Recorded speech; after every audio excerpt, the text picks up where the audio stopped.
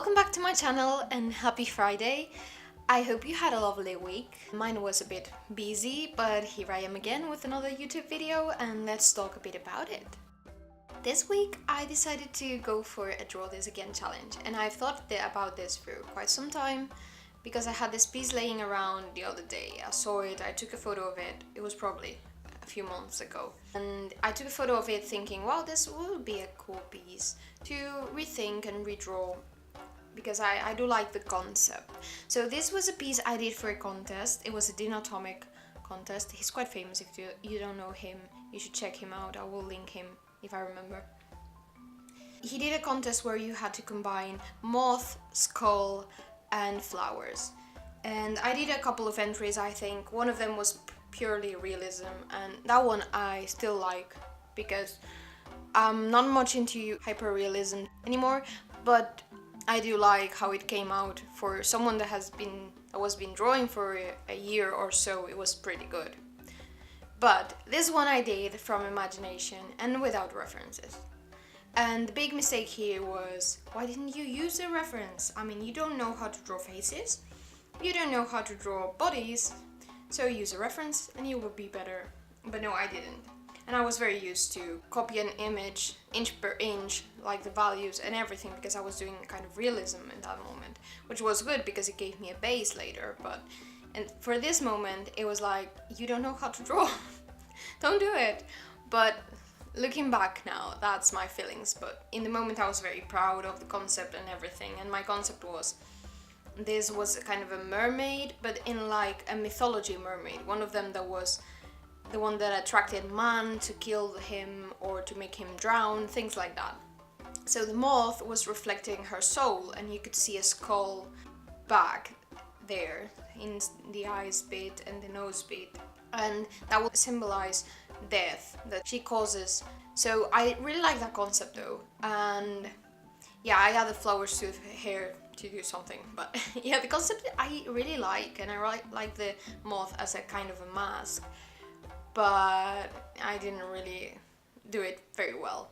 And this was back from 2015, I don't think I've said that. So it was 3 years ago, and I thought, yeah, it's time to redo it, why not?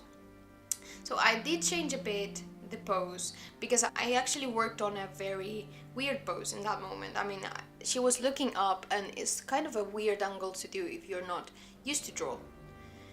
And still a bit hard for me, that angle, so I decided to change it a bit, especially because the first composition thumbnail I didn't really like it too much, so I changed the composition a tiny bit.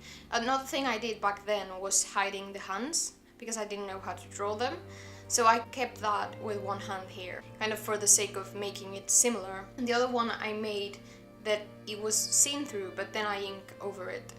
I didn't mean to, but you know how ink, you can't really erase it or lift it as watercolor, so I had to stick with that and cover most of the hand too. But yeah, it wasn't on purpose. Now I can draw hands, I promise. But yeah, I think it makes it a bit more similar though, so it's good.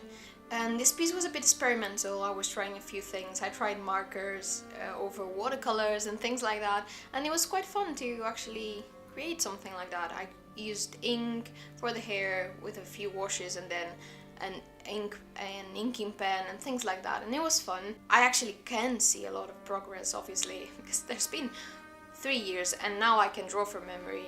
I don't really need a reference for a pose like that.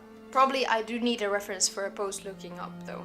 That's why I didn't do it too much, because I wanted to create something from my mind, just like I did back then, but with the concept. So I really like the moth, and I did change the concept a bit for the skull seeing through, so you can see the eyes like that, and it makes her look a bit like a skull or kind of a fantasy character, but it doesn't look like a proper skull. That was what I was trying to do back then.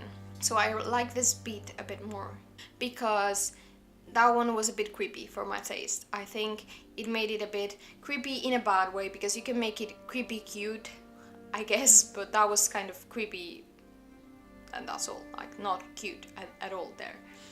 And yeah, finally I'm quite happy with it. You will see a comparison back in when I finish and I'm almost done with it.